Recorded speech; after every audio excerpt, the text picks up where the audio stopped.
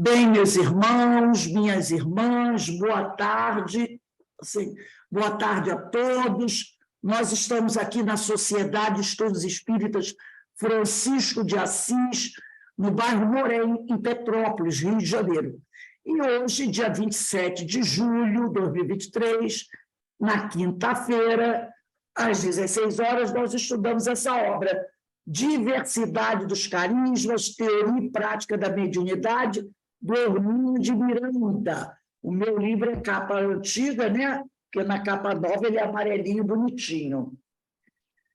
Bem, nós estamos estudando o capítulo 6, e é o capítulo que fala do desdobramento como pré-condição do trabalho mediúnico.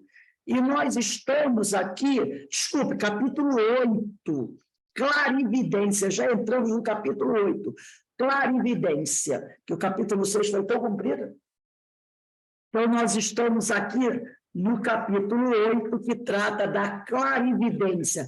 É um assunto bastante interessante, mas tem umas partezinhas um pouco complicadas, mas nós aqui estamos com a obra de André Luiz, vamos pedir socorro ao André Luiz para nos ajudar a compreender melhor o nosso estudo. Mas, antes de iniciarmos aqui, eu vou pedir para a nossa irmã Verinha, você pode fazer a nossa prece de abertura, por favor?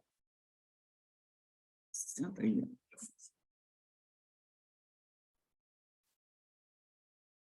Então, em mais essa tarde, ensolarada para alguns,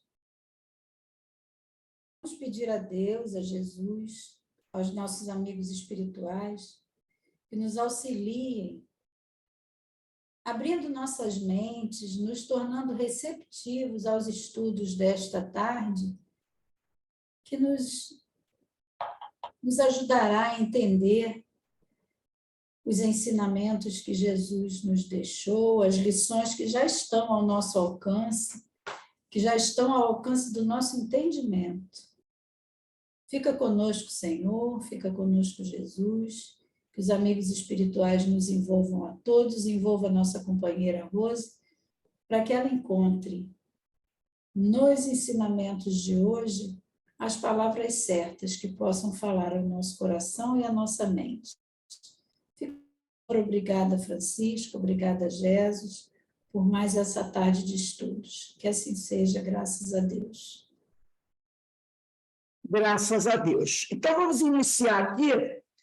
Eu vou ler o parágrafo anterior para nós podermos entrar, né?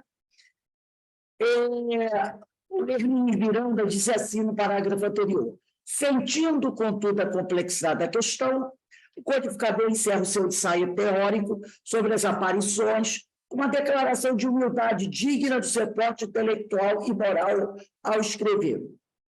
Longe estamos de considerar como absoluta, como sendo a última palavra, a teoria que apresentamos. Deixa eu dizer ali. A teoria que apresentamos. Novos estudos, sem dúvida, completarão ou retificarão mais tarde. Entretanto, por mais incompleta que ainda seja, hoje sempre pode auxiliar o estudioso a reconhecer a possibilidade dos fatos por efeito de causas que nada tem de sobrenatural. Então, assim nós terminamos a aula da semana passada. Boa tarde, Márcia, boa tarde, Eloá. Vamos dando continuidade aos nossos estudos.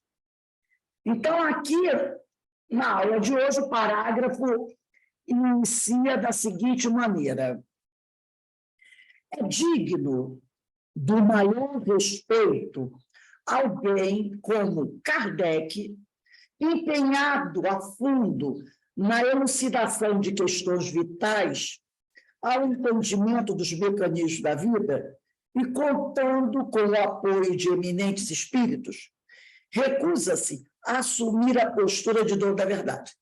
Então, Kardec, em nenhum momento, ele quer assumir aquela posição de que eu sou o melhor, eu trago a verdade, tudo, a doutrina está condensada em tudo que eu falei, nada mais existe a ser dito.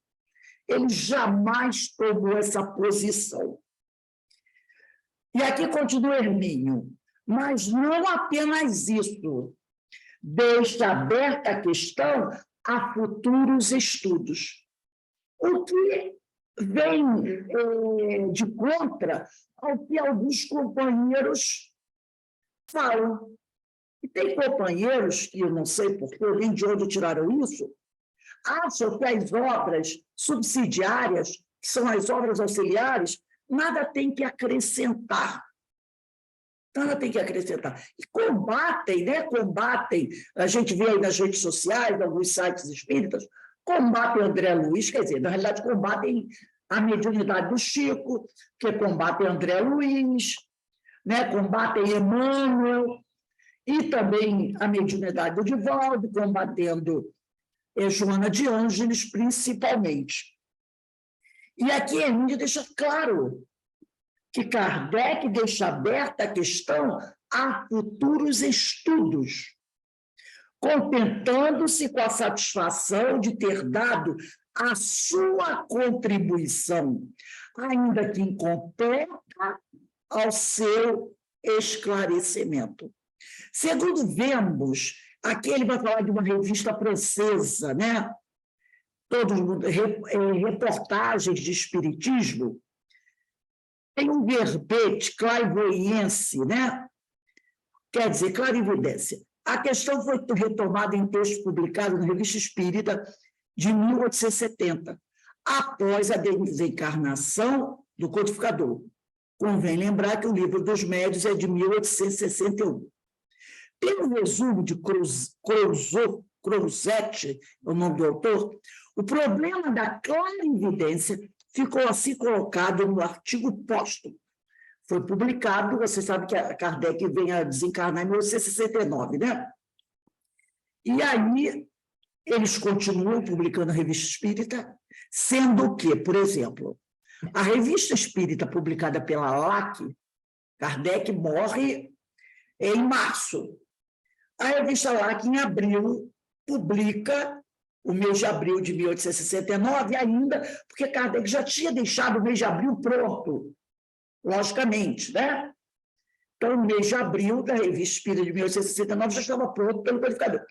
Em maio, a Revista Espírita publica o mês de maio como lembranças, né? Homenagens a Kardec. E aí eles param de publicar. Porque a partir de junho, a Revista Espírita não é mais escrita por Kardec, e sim pelos amigos de Kardec. Então, normalmente, a LAC ela faz isso. Ela só publicou a Revista Espírita até maio de 1869, sendo que o mês de abril ainda foi matéria que Kardec deixou pronto, e maio foi uma publicação em homenagem a Kardec. A partir de junho, não. Mas aí ele traz aqui, né? Ele traz aqui o Hermínio, a Revista Espírita de 1870. Kardec já estava morto. E ele coloca após a desencarnação do codificador, né? Então, pelo resumo desse autor, Crouzet, né? O problema da clarividência ficou assim colocado no artigo póstumo.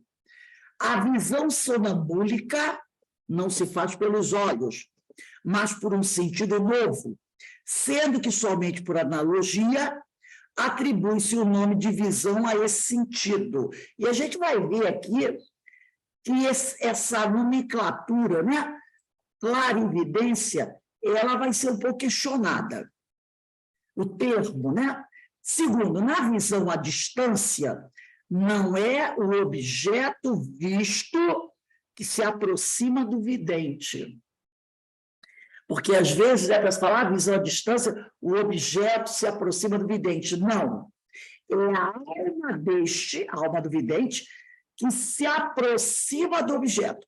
É, portanto, a alma que vê, e não aquela parte do corpo, que são os órgãos da visão, né? Há outros aspectos que não são de interesse imediato para nós desse mundo. Boddington, que é o escritor inglês, é da mesma opinião quanto à natureza da visão clarividente e quanto à sua maneira de operar. De fato, lemos esse volumoso livro, O Universo do Espiritualismo, o seguinte: a clarividência obriga o materialismo a admitir a faculdade de percepção independente dos sentidos físicos. E a gente vai dizer isso por quê? Porque nós vamos encontrar pessoas cegas, não é? E estão envolvidas nesse fenômeno. Então, como é que o cego vê se o órgão da visão dele não funciona normalmente como das outras pessoas? Quando, além disso, verificamos que o duplo do clarividente é frequentemente visto no exato local que esteja descrevendo através do seu corpo físico, a milhas de distância da cena descrita. Completa-se a hipótese espírita da visão espiritual, acoplada a um organismo psíquico. Tato, paladar, visão, olfato e audição não passam de meros canais de ligação com a mente. E, por si mesmos, eles não têm consciência. Todos podem ser destruídos, mas a consciência nunca. Aí a pessoa vai dizer assim: como? Não entendi. Tato, paladar, visão, olfato e audição não passam de meros canais de ligação. Podem ser destruídos? Quantas vezes, não estou falando de destruição, você pega uma gripe forte, o que acontece? A gente perde o paladar. Não é assim? Vai dizer, gente, eu não estou sentindo gosto de nada. Não precisa muito. Durante a Covid, quantos companheiros tiveram o seu paladar e o olfato, principalmente o olfato, afetado? E tem pessoas que, depois de curadas da Covid, não conseguiram voltar a ter o olfato como era antes. Alguns tiveram que fazer terapia, né? Eu vi até um senhor fazer terapia, foi colocar na frente dele vários potinhos com cheiros diferentes. Eu tenho que cheirar perfume, descobrir, tipo alfazema, é uma das únicas coisas que eu sinto cheiro. Até hoje eu tenho problema. E por causa da Covid, né, Luar? Sim. Exatamente. Então, olha o que ele está dizendo aqui. Tato, paladar, olfato, visão, a audição não passam de meros canais de ligação com a mente. E, por isso mesmo, eles não têm consciência. Todos podem ser destruídos. Uma pessoa pode sofrer um acidente, um traumatismo craniano, e, de repente, ele perde o paladar. Porque aquela área do cérebro responsável foi afetada. Então, eles todos podem ser destruídos. Esse texto é de 1948, por isso que ele vai usar um pouco essas palavras assim, né? Mas a consciência nunca. Nossa consciência não pode ser destruída, apesar de, às vezes, a gente ter vontade, né? Porque quando a consciência começa a incomodar muito, às vezes a pessoa diz assim: ai, meu Deus do céu, não tem jeito da gente anular essa consciência? Não. E muitas pessoas até cometeram atos bárbaros, né? Como suicídio, para tentar fazer com que a consciência se calasse. Voltando aqui ao Hermínio, antes de prosseguir na coleta de citações de apoio, temos de fazer uma parada para pensar no que ficou dito até aqui. O leitor atento terá percebido que falamos de sonambulismo, de visão à distância, não necessariamente de espíritos e de médios videntes. Então, ele estava falando desses fenômenos que envolvem o ser encarnado, mas ele não falou de espíritos, de desencarnados. Aí vamos ao item 2. Uma conceituação questionável. Afinal de contas, o que vinha a ser clarividência? É fenômeno mediúnico, anímico ou misto? Então, fenômeno mediúnico é aquele que tem a participação dos espíritos, dos desencarnados. Anímico é aquele fenômeno produzido pelo encarnado. E o misto é aquele conjugado, como nós vimos no capítulo anterior, né? Continuando aqui, proponho que comecemos por questionar a palavra em si. Então, ele aqui vai trabalhar a palavra clarividência, para perceber o real sentido da palavra, tá? Então, ele diz aqui, propõe por questionar a palavra em si. Caracteristicamente, Gabriel Delany, cuida dessa faculdade em seu precioso livro, Recordações da Mediunidade, na seção correspondente ao animismo, e propõe a seguinte definição. Diz Gabriel Delany, no livro Recordações da Mediunidade. Chama-se clarividência, dupla vista ou lucidez a faculdade de obter conhecimentos sem experimentar a influência do pensamento das pessoas presentes, sem servir-se dos órgãos dos sentidos. Então, para Gabriel Delany, tá? Clarividência, dupla vista, segunda vista, ou lucidez, a faculdade de obter conhecimentos, você adquire conhecimento, você vê as coisas, você traz as informações, sem experimentar a influência do pensamento das pessoas presentes e sem servir-se dos órgãos dos sentidos. E nós podemos constatar o exercício dessa faculdade no estado de vigília, no sono normal e durante até o sonambulismo natural provocado. Ela está presente nessas três situações. Essa conceituação, como se pode facilmente perceber, introduz um novo elemento do problema, já um tanto complexo. Que esse tema sobre a clarividência, ele é um pouquinho complexo, tá? Então, ele diz que essa conceituação que Gabriel Delany traz já introduz um outro problema, um outro problema que já é um tanto complexo. O de que a clarividência produz conhecimento. Isso aqui é mais uma coisinha que muita gente não percebe quando estuda sobre o tema. E a clarividência produz conhecimento. Não necessariamente visual, como seu nome implica, clarividência. Quer dizer, vidência clara, tá? Como seu nome implica, mas como um flash de intuição. Então, é diferente. Você adquire conhecimento como num flash de intuição. Não é aquela coisa de você pegar, ver, ler. Entendeu? Por isso que ele diz que é um pouco complexo. E ele está analisando, questionando o vocábulo clarividência. É isso que ele está questionando. Será que a palavra é adequada? É isso que Hermínio está querendo questionar. Será que essa palavra é adequada? Clarividência, para o fenômeno. Vimos fenômenos semelhantes em Regina, todo mundo sabe, Regina médium está sendo estudada.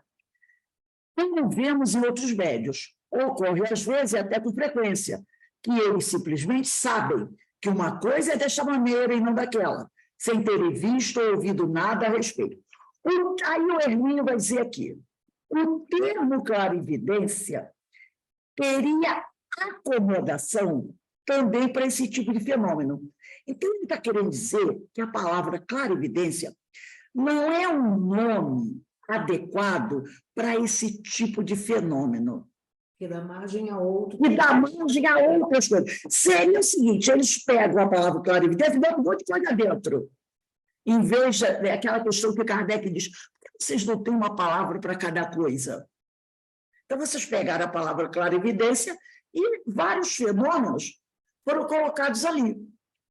Por isso que ele diz o termo clarividência teria acomodação para esse tipo de fenômeno.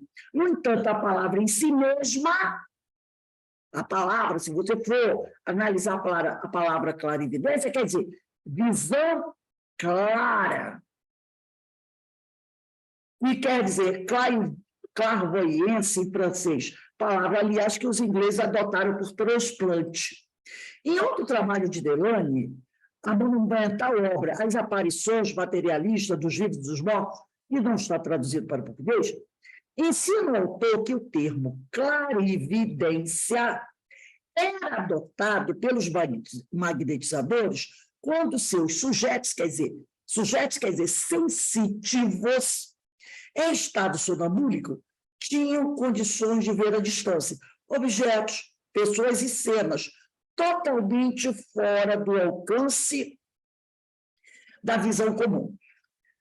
Lamentavelmente, a terminologia inicial tende a fixar-se e acaba se tornando difícil, se não impraticável, desalojá-la da sua posição, mesmo depois de comprovadamente inadequada para caracterizar os fenômenos observados no âmbito que ela pretende cobrir. Então, ele diz, a palavra clarividência, ela não é a palavra adequada para tratar desse fenômeno, mas é aquele detalhe. Depois que a palavra se cristalizou, será difícil você modificá-la. É o caso que a gente falou aqui da flora intestinal. E é um vocabulário errado. Não existe flora intestinal. Não é?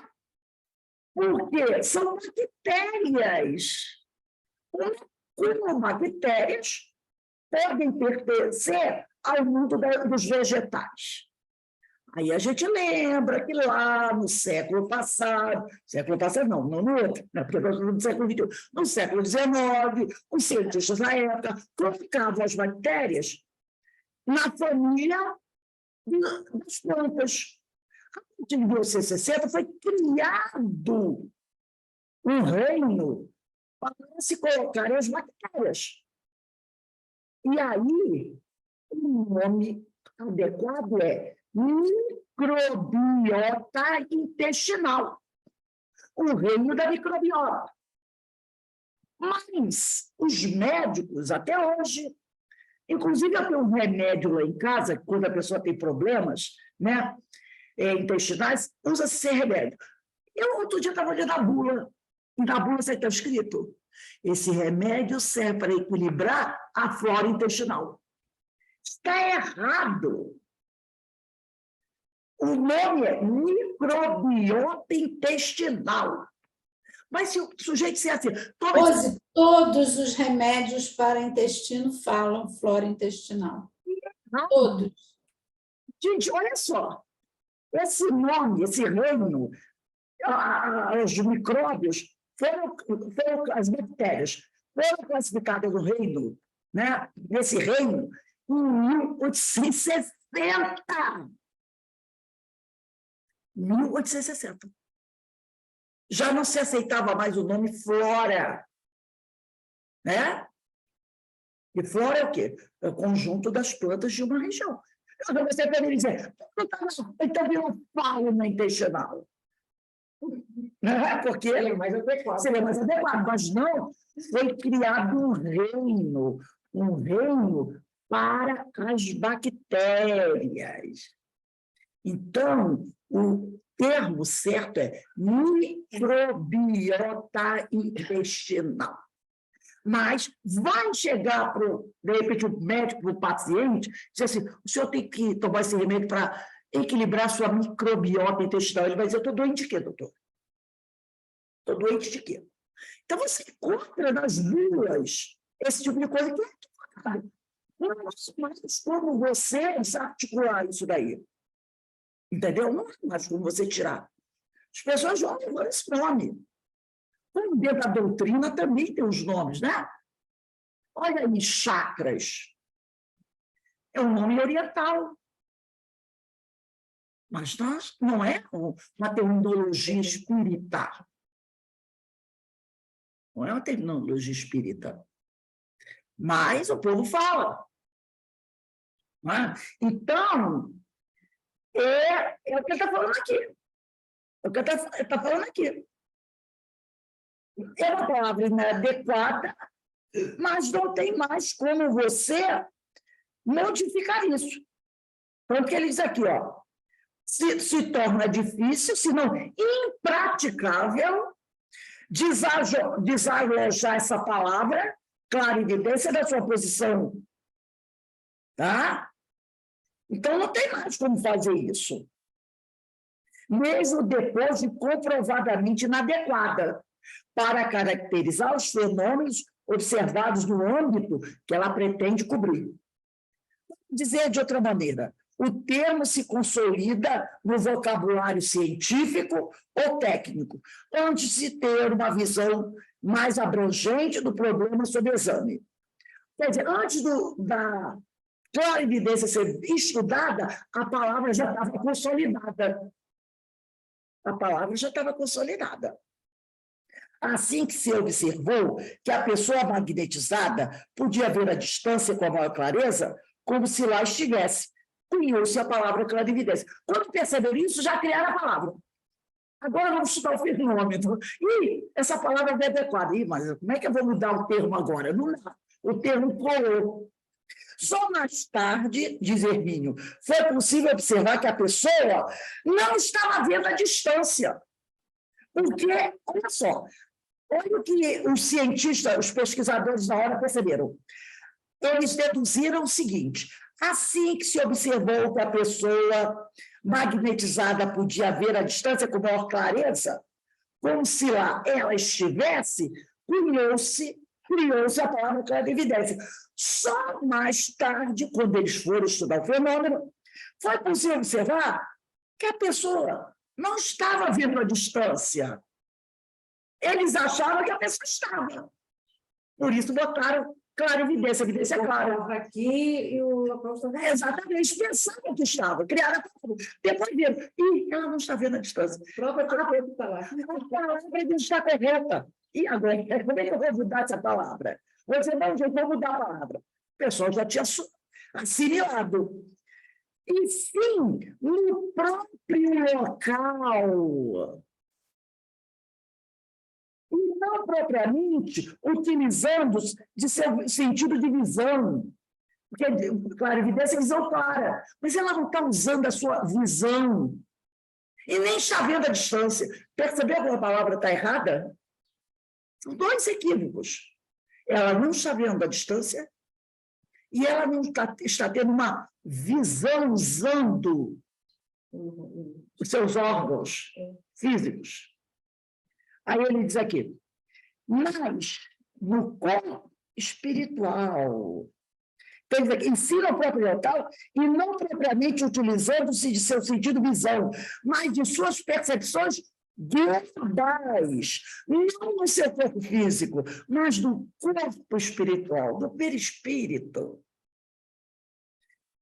E mais, que essa faculdade de desdobramento, que é um fenômeno anímico, nunca esqueçamos, permitia-lhe exercer outros tipos de percepção, como a visão de seres desencarnados, ou um mergulho na sua memória, e na de outras pessoas, ou ainda a autoscopia, que é a visão dos órgãos internos próprios, bem como deslocamentos do tempo, rumo ao passado e ao futuro.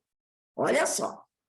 Ou conhecimento de fatos sem a mínima utilização de quaisquer dos sentidos habituais. Então, a palavra é totalmente inadequada. É totalmente inadequada. Não é visão clara, não é visão à distância. É o fato, é a questão de você criar um vocábulo e depois pesquisar o fenômeno. Quando o certo seria pesquisar o fenômeno e depois buscar a terminologia adequada. Fez ao contrário. E aí ficou. Né? Do que se depreende que o termo clarividência é insuficiente para conter tantos e tão complexos fenômenos, alguns dos quais nada têm com a visão, embora outros possam ser, por analogia, por semelhança, associados a esse mecanismo sensorial. Como vimos, o sensitivo não vê com os olhos físicos, apenas tem imagens mentais estejam os olhos abertos ou fechados, estejam ele em plena luz ou mergulhado fisicamente em densa escuridão. Então, o Hermínio Miranda traz para a gente aqui uma análise do termo clarividência, mostrando como ele é inadequado para definir esse fenômeno. E eu tive muita prova desse fato lá no Hospital do Curupati, Hospital dos Lancenianos, né, que todos nós aqui conhecemos, visitamos, com o nosso amigo Newton Guape, que a Verinha aqui, a Eloá conheceram. Né? O Guape era cego, devido à ranceníase, cego há mais de 50 anos. E, no entanto, ele via. Ele via. E falava para a gente. Né? Uma vez ele descreveu vocês, eu conversando com ele, descreveu vocês, escreveu a festa, e ele era cego, completamente cego. Né? E ele falava, Rose, eu vejo a casa, eu vejo a rua, eu vejo aqui, eu vejo vocês, quando eu estou no desdobramento. Eu vejo todo mundo. E ninguém podia pôr em dúvida a cegueira do Guape, já que ele estava há uns 60 anos internado no Curupaiti. Inclusive, ele tinha os olhos, né, manchados. A gente lembra, mas ele viu. Então, a gente vai ver. E o Hermínio dá uma aula aqui para a gente, né? Sobre essa palavra clarividência. Mas continuamos usando porque não criaram outra. E ela ficou, seria, não adiantaria nada. Agora nós vamos para o item 3. O item 3 vem falar sobre visão sem olhos. Tá? Isso aí que nós falamos, visão sem olhos. Como podemos observar a esta altura, a palavra menos indicada para rotular os fenômenos de clarividência é exatamente clarividência. Que pouco ou nada tem a ver com a visão, tal como entendemos. Veja-se, por exemplo, esta preciosa observação de André Luiz no livro O Mecanismo da Mediunidade. Eu esqueci de falar com vocês, mas não tem problema, não. Eu sempre coloco lá, né? Eu vou passar a botar assim, apoio bibliográfico. Porque tem gente assim, Rosa, por que você bota apoio lá no vasinho do cartaz? Porque às vezes eu boto apoio porque é o livro que eu vou usar também, né? Aí quem tiver, abre. Mas como esse livro Mecanismo da Mediunidade, do André Luiz, eu sempre gosto de mostrar, para quem não conhece, né? Mecanismo da Mediunidade de André Luiz, psicografia de Francisco de Xavier. Como poucas pessoas têm, e é um livro ainda muito pouco estudado da doutrina, que não é muito facinho, eu trouxe aqui, e eu vou ler um trecho, onde André Luiz fala sobre isso. É no capítulo, quem quiser anotar, capítulo 18 do livro Mecanismo da Mediunidade, e nesse capítulo 18, ele vai abordar a questão da clarividência e clareaudiência, tá? Capítulo 18 é o capítulo dos efeitos intelectuais. Efeitos intelectuais, capítulo 18. E tem vários subtópicos, né? Vários tópicos. Um deles é o clarividência e clareaudiência. E o André Luiz vai dizer assim, clarividência e clareaudiência. Idêntico mecanismo preside os fenômenos da clarividência e da clareaudiência. Porquanto, pela associação avançada dos raios mentais entre a entidade e o médium dotados de mais amplas percepções visuais e auditivas. Clareaudiência, né? Está ligado à audição. A visão e a audição se fazem diretas do recinto exterior para o campo íntimo, graduando-se, contudo, em expressões variadas. Escasseando os recursos ultrasensoriais, surgem nos médios dessa categoria, que tem os médios de clareaudiência, os médios de clarividência, vai por aí, né? Dessa categoria, a vidência e a audição internas, mais estranhamente radicadas na conjugação de ondas. atuando sobre os raios mentais do medianeiro, isso está escrito aqui no nosso livro Diversidade dos Carismas, atuando sobre os raios mentais do medianeiro, o desencarnado transmite-lhe quadros e imagens, valendo-se dos centros autônomos da visão profunda, localizados no diencéfalo. Daqui a pouco a gente vai ver isso. Ou lhe comunica vozes e sons, utilizando-se da cóclea, que é um órgão do nosso ouvido, né? Da cóclea, tanto mais perfeitamente quanto mais intensamente se verifique a complementação vibratória nos quadros de frequência das ondas. Ocorrências essas nas quais se afigura ao médium possui um espelho da intimidade dos olhos ou uma caixa acústica na profundez dos ouvidos. A diencéfalo, vai dizer o Hermínio aqui, é a parte do cérebro que constitui, está um pouquinho complicado, mas a gente vai entender um pouquinho melhor. Diencéfalo é a parte do cérebro que constitui a seção posterior do pós-encéfalo. O encéfalo, gente, é uma região pertencente ao nosso sistema nervoso. E ela engloba o cérebro, o tálamo, o mesencéfalo, a ponte, o cerebelo e o bulbo, tá? E o nosso encéfalo, ele está no interior da nossa caixa craniana. Ele ocupa o interior da caixa craniana. Então, ele diz aqui, o diencéfalo é a parte do cérebro que constitui a seção posterior do pós-encéfalo, do qual se desenvolvem o corpo pineal, que é a glândula pineal, a pituitária e outras estruturas do terceiro ventrículo. Quanto à cóclea, que ela tem a forma de caracol, lembra das aulas de biologia? É a parte anterior do labirinto, no ouvido. E a gente sabe como isso é delicado, né?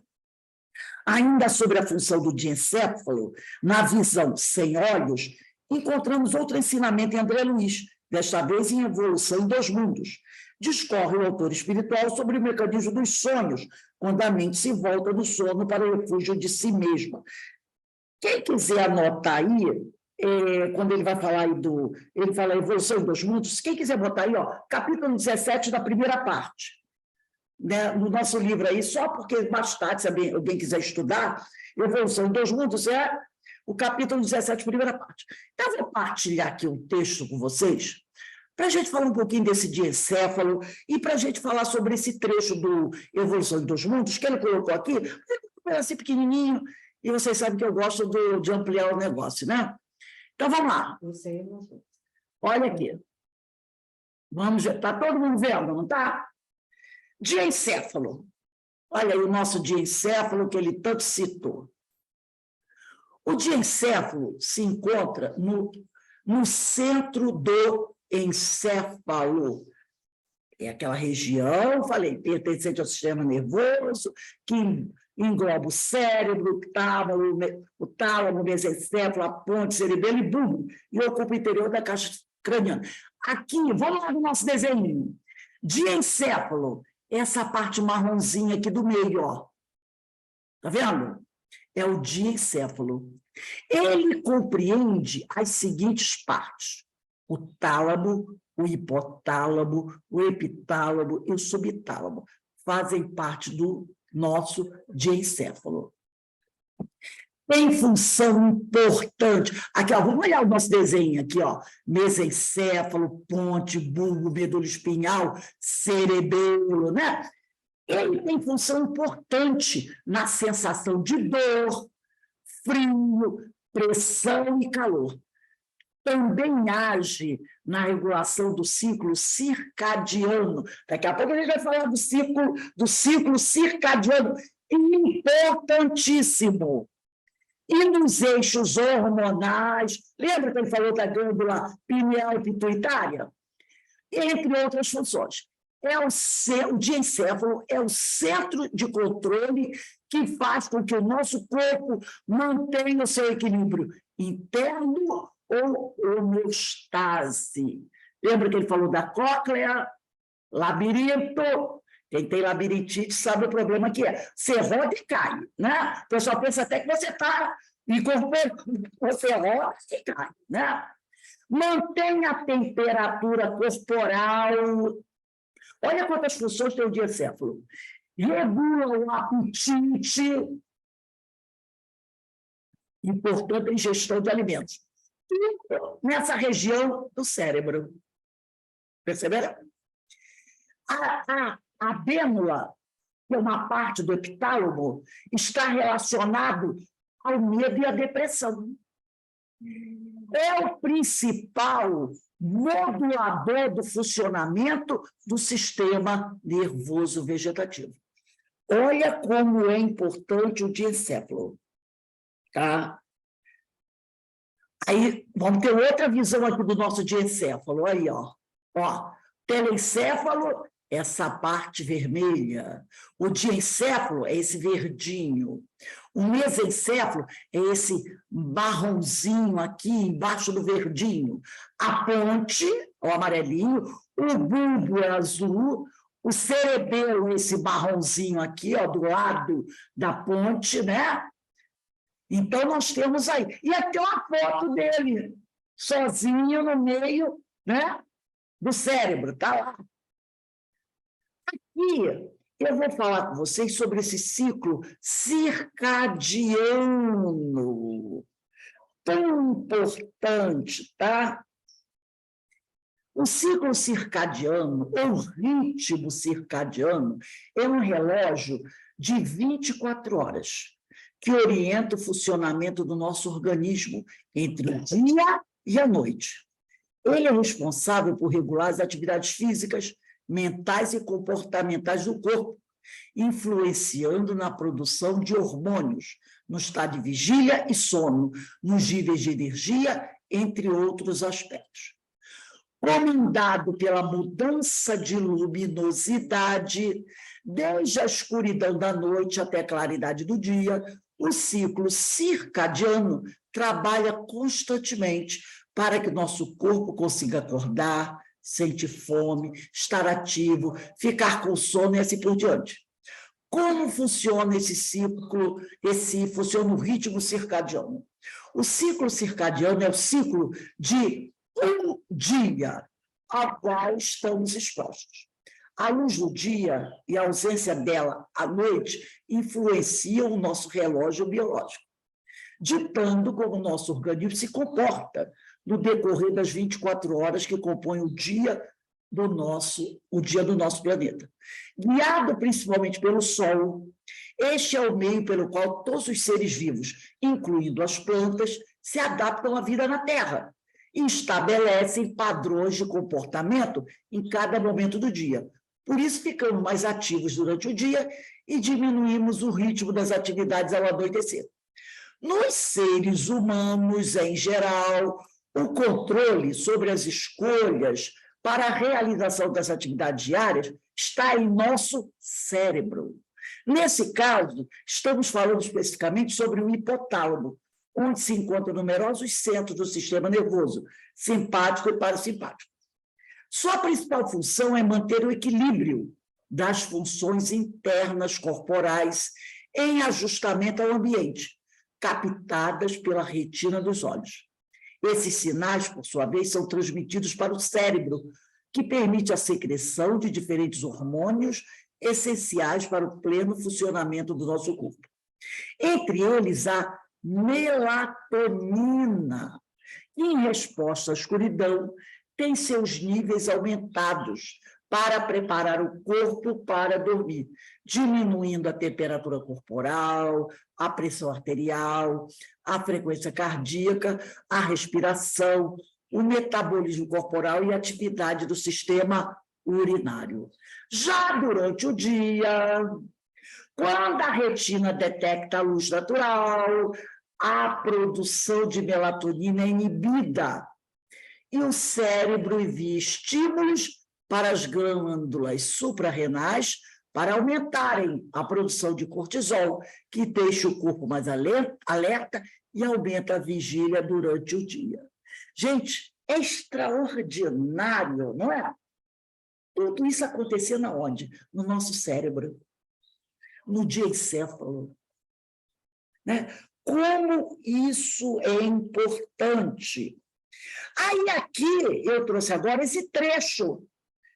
E o nosso amigo André Luiz vai falar, né, sobre essas questões e que o Henrique de Miranda citou aqui. Tanto que ele diz aqui, ó, discorre o autor espiritual André Luiz sobre o mecanismo dos sonhos, quando a mente se volta do sono para o refúgio de si mesmo. Então, ele vai trazer para a gente essa questão envolvendo o diencéfalo, envolvendo sobre isso que nós estudamos ali, para poder compreendermos melhor. No livro Evolução em Dois Mundos, Psicografia de Franciscano Xavier pelo Espírito, de André Luiz, no capítulo 17, sobre mediunidade espiritual, no item 3, André Luiz vai falar sobre sono e desprendimento. Já vimos a função aí da melatonina, não vimos? Releva, contudo, quer dizer, é importante, contudo, assinalar que, em se iniciando a criatura na produção do pensamento contínuo, o sono adquiriu para ela uma importância que a consciência em processo evolutivo até aí não conhecera. Usado instintivamente pelo elemento espiritual como recurso reparador no refazimento das células em serviço, semelhante estado fisiológico, que é o sono, carregou novas possibilidades de realização para quantos se consagrassem ao trabalho mais amplo de desejar e mentalizar. Ansiando livrar-se da fadiga física, após determinada cota de tempo no esforço da vigília diária, e por isso mesmo entregue ao relaxamento muscular, o homem operante indagador adormecia, com a ideia fixada a serviços de sua predileção. Ele está falando da evolução humana. Amadurecido para pensar e lançando de si a substância de seus propósitos mais íntimos, ensaiou, pouco a pouco, tal como aprendera vagarosamente, o desprendimento definitivo nas operações da morte. O desprendimento parcial do corpo sensível. Quer dizer, com o desprendimento da morte, pela morte, o espírito foi aprendendo a se desprender, enquanto estava no estado de vigília. Porque toda vez que o indivíduo morria, o seu espírito se desprendia. Com o processo evolutivo, ele aprendeu que podia utilizar esse desprendimento final na sua vida, enquanto estava encarnado, que era o desprendimento pelo sono. Veja que coisa extraordinária. Porque até então ele não entendia isso.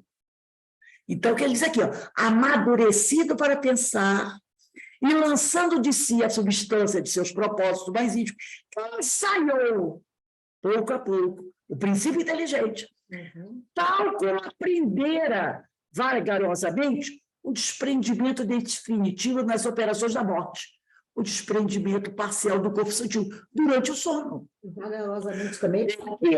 Inicialmente, esse ser muito primitivo, Milhões. ele não se desprendia durante o sono. Ele ficava preso ao corpo físico. Ele não conseguia se libertar da matéria. Entendeu? Vamos dizer, era aquele homem que não sonhava. Ele, quando adormecia, cansado pela exaustão das atividades do dia, estamos falando de seres bem primitivos, tá? Ele apagava e ficava preso ao corpo. Ele não se desprendia, não se desdobrava, não produzia o fenômeno anímico do desdobramento do sono.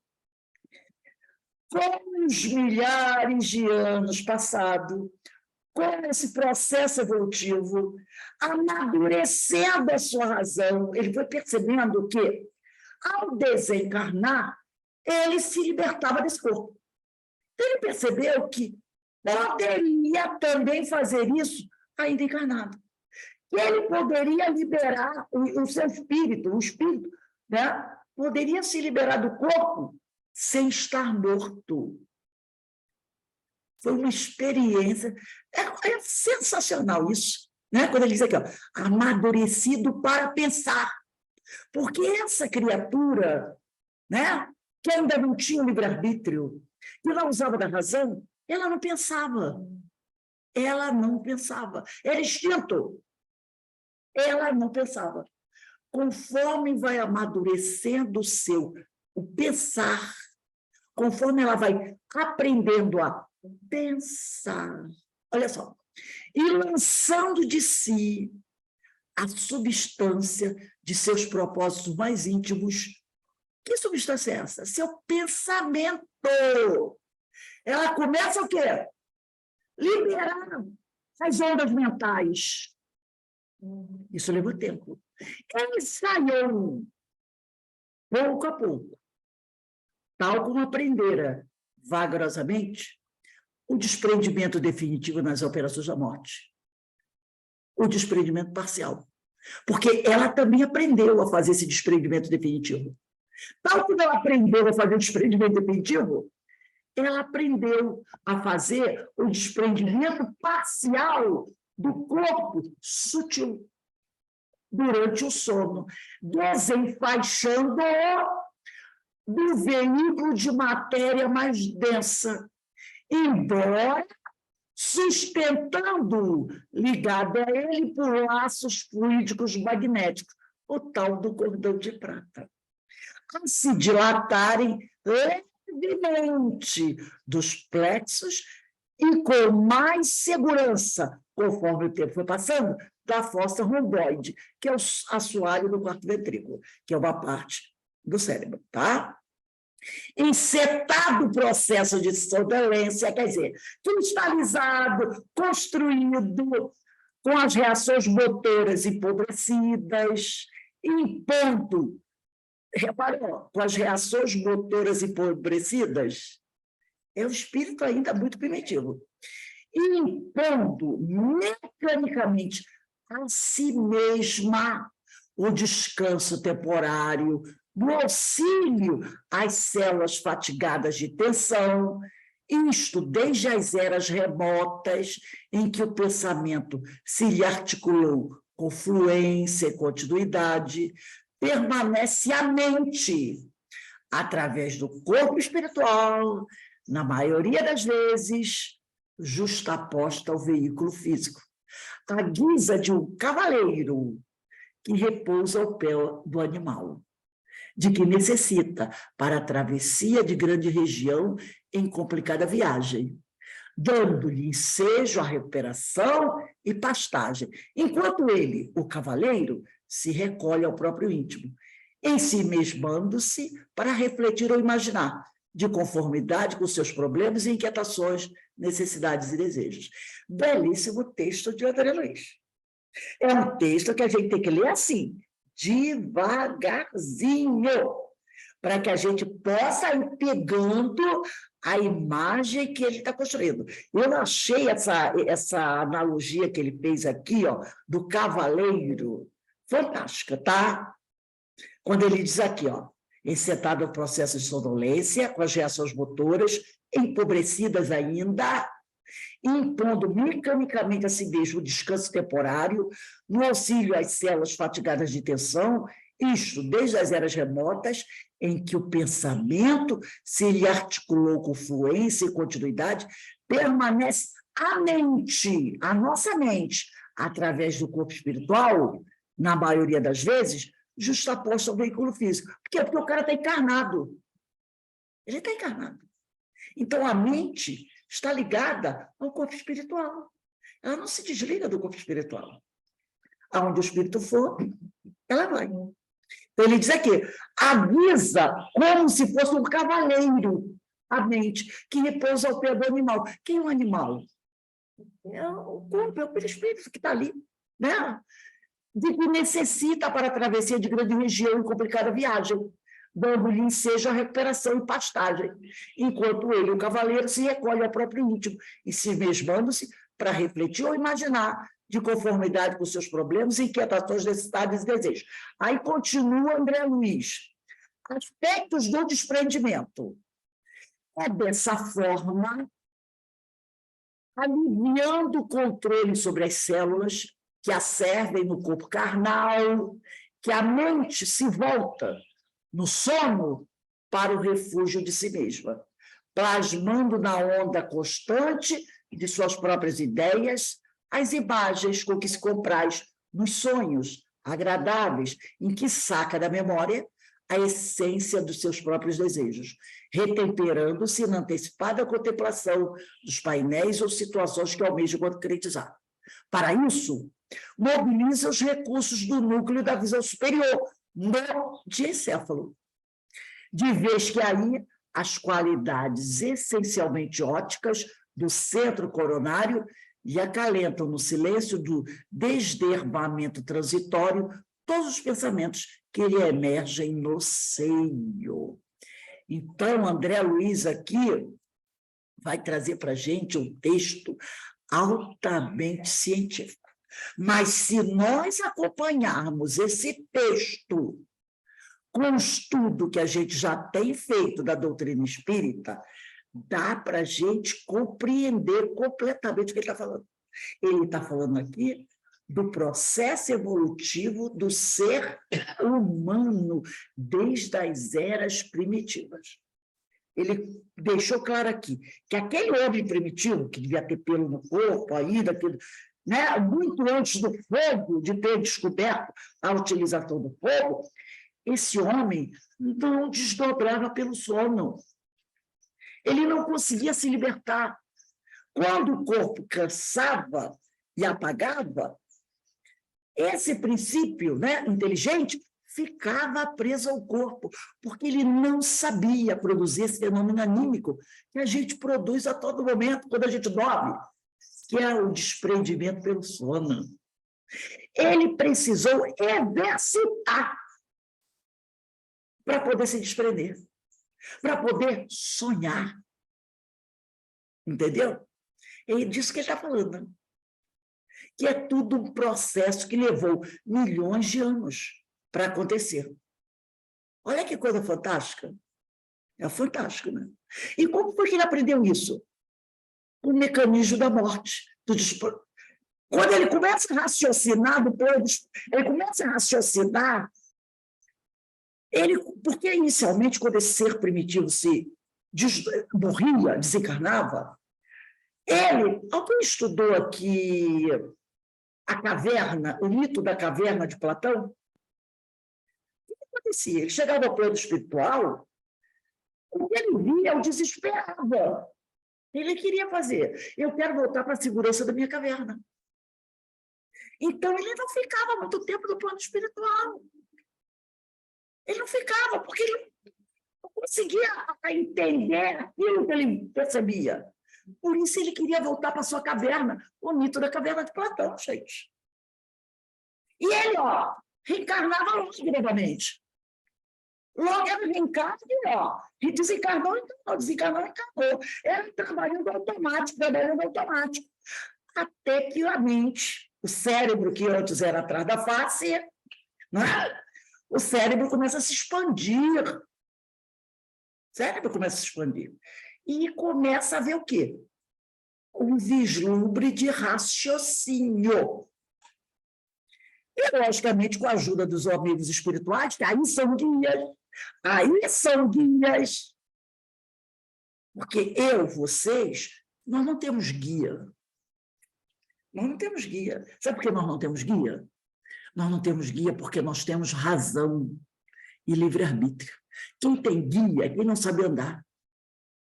Eu penso, outra expressão equivocada. Meu guia, peraí, você está com um probleminha na perna? Você não sabe para onde vai? Você não consegue raciocinar? Você não tem livre-arbítrio? Dá um guia para ele. O que é o guia do céu? O que é o cão-guia? Para aquele que não sabe caminhar, para aquele que não enxerga o caminho. É o guia, é o cão-guia, para guiar aquele que tem problemas E é audiovisual. É o guia. O José Raul Teixeira, uma vez, falou, ele está contando numa palestra, ele achou muito interessante, sem crítica, apenas o que ele falou, tá? Eu estou transmitindo aqui o pensamento do José Raul Teixeira. Disse que foi assistir uma palestra não, ele foi assistir, foi numa casa espiritualista, e um amigo dele foi lá, e ele foi assistir, aí determinado, o amigo dele disse assim, aí trouxe um médium, aí virou e disse para ele assim, esse é meu guia. Aí o Raul Teixeira olhou para o amigo dele e disse assim, seu guia é? Muito prazer. Aí o guia começou a falar com ele, Misim filho, isso, aquilo, outro. Aí ele começou a olhar, respeitou, aquela coisa toda, né? Esse aqui... Aí ele foi embora. Quando ele foi embora, ele falou, vem cá, me disse uma coisa. Você não estuda, você conhece a doutrina? Você conhece, né? Você é um professor, isso, aquilo, outro. Como é que você pode ter um guia que fala Misim filho? Como? Ele falou, ele pode falar. O guia não fala o português direito. Bebe cachaça. Fuma charuto. Que lugar é esse? Você é um homem que já tem uma evolução de conhecimento. Você pode ter guia. Um espírito que bebe cachaça e fuma charuto. Percebeu? Ele falou, não pode. O seu guia, se tem guia, tem que ter o quê? Um discernimento melhor que o seu. Uma ascensão espiritual. Uma ascensão espiritual melhor que o seu. Pode te guiar. Só que você aí falou, você não tem guia. Você tem amigo espiritual, orientador espiritual. Guia não. Guia é para quem não sabe o caminho a percorrer. Aqueles espíritos lá, né, que alguns dizem que não eram nem humanos, dessa discussão aí, eles estavam de guia, porque eles ainda não tinham o uso da razão e nem o livre-arbítrio. Aí eles estavam de guia. No momento que um deles escondeu um pedaço de carne dentro lá escondeu para comer à noite, servia outro, começou a raciocinar, não foi? Ele achou um pedacinho de carne, olhou para um lado, olhou para o outro, escondeu, aí ele achou o outro. Não. A noite vai comer no fundo da carne, vai começando a raciocinar. Vai começando a raciocinar. Então, no momento que ele começa a raciocinar, ele começa a receber o quê? Liberdade. Uma maior liberdade. Entendeu? Uma maior liberdade. Aí, ao chegar no plano espiritual, ele começa a perceber o quê? Aquele fenômeno. E ele não tem mais corpo físico, que ele está ali. Como que ele está ali? Aí ele começa a trabalhar isso, trabalhando isso, e ele percebe, com o passar do tempo, que ele pode desdobrar quando ele está dormindo. Isso levou muito tempo. Entendeu? É isso que o André Luiz está trazendo aqui para a gente. Então, a gente tem que tomar cuidado com essas coisas. Meu guia, né? Ele também fala, né? José Raul Teixeira, ele é muito contundente. Ele também fala sobre esse negócio do escravo do preto velho. Ele também fala sobre isso. Ele diz, sempre existiram escravos professores. A Grécia forneceu inúmeros deles. Escravos professores. E em Roma havia vários professores gregos, brancos. E ele diz assim, não pode ter o meu branquinho velho? Né? O meu branquinho velho, quero. Então, a gente tem que tomar um certo cuidado. Tudo bem, nossos irmãos espiritualistas, a gente respeita, mas a gente não pode trazer isso para a doutrina. A gente não pode trazer isso para a doutrina. A história do guia. Na doutrina, o guia, a gente escuta muito isso na casa espírita. Às vezes, nas duas casas espíritas. Nossos guias, está com problema de visão? Não. Então, por que você precisa de guia? A guia para nós é a desculpa. Eu não sei, não fui eu. A culpa é do guia. A culpa é do guia. Só que isso não cola para nós, espíritas, né? A culpa é nossa, não é o guia. O guia não tem nada a ver com isso. É o orientador espiritual, o amigo espiritual. É o correto a ser dito, né? A gente tem que... Rose, Vale. uma dúvida. E quando as pessoas falam assim, o meu mentor espiritual seria também um guia? Para mim, também vem sendo questionada por algumas pessoas, tá? O mentor, a gente tem que tomar cuidado com essa palavra, porque quando você fala, ele é meu mentor, opa, parece um pouco, é tipo assim, doutrinador, são palavras que não estão usando mais, mentor, doutrinador, o correto, melhor, é dialogador. É o dialogador. Mentor é outra palavra que está saindo de moda. O melhor é orientador espiritual. Tá? É o meu orientador espiritual. E mentor fica muito aquela ideia de que está fazendo cabeça. Igual o doutrinador. Ô, Rose, eu acho que essa palavra mentor, agora você falando sobre isso, o mentor, eu acho que não cria uma dependência. Acho que a pessoa cria uma dependência, porque o meu mentor, e só escuta o que o mentor diz. Deus. Tem Acho que cria essa dependência, pensando nisso agora. Você fala, orientador, meu orientador espiritual. Por exemplo, quem faz mestrado, doutorado, não tem um professor que orienta. Ele não faz o trabalho para você, não. Né? Ele não faz. Então, na mesa mediúnica, o médium esclarecedor, também a gente tem que tomar cuidado, porque às vezes o médium não esclarece nada. Então, é o médium dialogador. Ele vai conversar. O ideal, a palavra mais adequada é dialogador. Vai dialogar com os espíritos. Porque às vezes você fala o médium esclarecedor, às vezes em 5 minutos você não consegue esclarecer nada. É o médium dialogador. Meu amigo espiritual, meu orientador espiritual, se quiser falar de professor, agora, mentor, guia, são palavras que a gente tem que tirar do vocabulário, tá? Porque dá uma outra ideia. Entendeu? Tudo bem que a gente sabe. Mas vamos mudar isso. Quando o espírito chega e diz, eu sou seu mentor, complicadinho.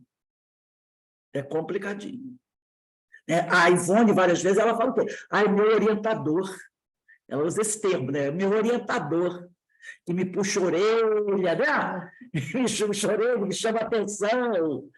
Então, a gente tem que ir, aos pouquinhos, ir fazendo essa modificação. Parar de falar chakra, falar centro de força. Parar de falar aura. São palavras espiritualistas. Atmosfera espiritual, atmosfera psíquica, são as palavras que Kardec utilizava. Tem até uma outra que eu falei com vocês, que o Kardec nunca usou essa palavra, mas que a gente encontra, outro dia mesmo eu citei isso, né?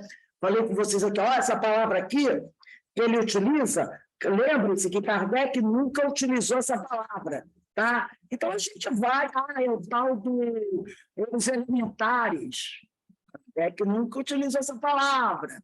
Ele fala dos espíritos inferiores, né? Então, são palavras que foram inseridas dentro da doutrina, no vocabulário espírita, que não podem par. Kardec nunca falou em elementares, ele falou em espíritos que trabalham com os fenômenos da natureza. Mas ele não fala os elementares ou elementares. André Luiz que vai falar, outros vão falar, o Manuel Mendes Miranda vai falar, né? Mas Kardec não fala. Então, a gente tem que ir buscando isso. Gente, nós vamos parando por aqui, tá? Semana que vem a gente vai começar daquele parágrafo que diz assim, como se observa, portanto, próxima aula, se eu não me engano, dia 27, deixa eu ver, estamos entrando em agosto, meu Jesus amado. Quinta-feira, hoje é quinta, né? Nossa Senhora. Vai ser dia 3, né? Quinta-feira que vem, dia 3? Faça uma conta, 27, 28, 9, 31, 2, dia 3. Dia 3 a gente começa aqui, ó. Vamos botar a datinha aí, hein? Como se observa 3/8/23. Eu sei que o tema aqui é um pouquinho pesado, mas na próxima aula eu vou começar a facilitar um pouquinho, tá? Acho que é pergunta. É dia 3 já, dia 3. Então, nós vamos encerrando aqui o nosso estudo, e eu vou pedir, hoje temos aqui a nossa amiga Márcia Carolina, companheira querida, Eloá, Ana Constantino, lá em São José dos Campos, Eloá no Rio, Verinha em São Fidélis, eu e Denise em Petrópolis, o nosso amigo Marcelo em Teresópolis, com Maria Inês, Márcia Carolina também no Rio, então está bem diversificado aqui geograficamente. Então, eu quero deixar para todos vocês um grande abraço, um grande beijo. E tem a Carmen Matos também aqui no Rio, né? Marcelo Cunha aqui. Verinha, quem fez a nossa prece de abertura foi Vera, né? Então não vou mandar repetir, não. Denise, vai Denise aí fazer a nossa prece de encerramento do nosso estudo de Diversidade Carisma. 5h30 começa o estudo dos ensinos de Jesus, com esta obra aqui, maravilhosa, Parábolas e Ensinos de Jesus, de Caibar Schutter. Já estudamos as parábolas, né? O curso de parábolas já encerrou. Ainda está faltando terminar os ensinos de Jesus. Mas nós vamos chegar lá. Então, faz a prece aí para a gente, por favor, Denise. Sim.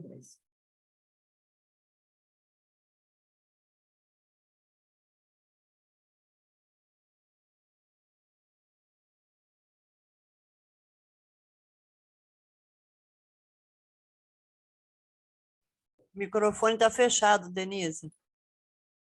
Pode falar. Pode, desculpe, gente, a Denise vai começar de É que eu uso o mesmo microfone dela. Eu estou aqui juntinho dela. Mais uma vez, Senhor, nós agradecemos mais essa oportunidade de estudo, de esclarecimento a respeito dessa doutrina maravilhosa, na utilização do vocabulário adequado, na orientação do nosso raciocínio, para que saibamos buscar as informações corretas, estarmos juntos à verdade, esclarecendo a todos aqueles que se aproximarem de nós, necessitados de um pouco de luz, que possamos ser esse reflexo. Sabemos que ainda é pálido, mas um reflexo dos ensinos de Jesus, buscando em nossos atos, em nossas atitudes, no nosso viver, exemplificarmos como nosso Mestre Jesus nos exemplificou e que até hoje ainda temos dificuldade, mas esperamos que caminhando em direção à luz do nosso Mestre, em direção ao nosso Pai maior, que a todos nos ama muito, fornecendo essas oportunidades de estudo e reflexão. Então, Senhor, somente agradecer e pedindo que permaneça em nossos corações, hoje, agora e para todos sempre. Que assim seja. Graças a Deus. Lembrando, e no dia 5/8, nós teremos uma palestra da nossa casa para falar de questões da ética, do comportamento, do poder, como isso se relaciona com a doutrina espírita. Vai ser dia 5/8, às 4h15 da tarde, será um sábado, não é? É que eu estou sem o meu caderno aqui. Está aqui, Denise, lê para a gente aí o tema. Para a gente esse tema aí, é um tema muito interessante, tá? É o Gustavo Ramos, não é isso? Gustavo Ramos. É o segundo fórum, né? Isso. Como conciliar as relações de poder e as questões sociais e a ética na doutrina espírita. Então, isso vai ser dia 5 de agosto, sábado, primeiro sábado de agosto, às 4h15, 4h20 da tarde. Todos estão convidados, eu vou mandar um convitezinho, eu gostaria que vocês divulgassem na casa espírita que vocês frequentam. Marcelo do Nosso Lar, a Maria Inês do Aristide Silva, e nas outras casas espíritas, porque é um tema muito importante e que interessa a todos nós, tá bom? Amanhã, às 16 horas, estaremos de volta com o estudo da obra de Sueli Caldwell Schubert, Obsessão, Desobsessão. E também depois da obra do projeto Manuel Filomeno de Miranda, Qualidade na Prática Mediúnica, tá bom? Daqui a pouco, Denise estará conosco para os ensinos de Jesus. Um beijo para vocês que não vão estar agora. E hoje tem palestra, hein, gente? Hoje é quinta-feira. Tem a nossa palestra também do Evangelho segundo o Espiritismo, capítulo 24, itens 17 a 19. O tema é carregar sua cruz. Quem quiser salvar a vida, perdeu a Evangelho, né? Palestra 18h40. Então, todos estão convidados. E a Carmen já sabe a função dela. Então, não esqueça nunca. Tá bom? Vou dar uma paradinha aqui agora. Um beijo. É o Raimundo, nosso companheiro Raimundo Emílio. Ótimo palestrante. Todos têm sido. Ei, Rose, Oi. amanhã eu vou no médico, 2 horas, espero estar aqui a tempo, tá?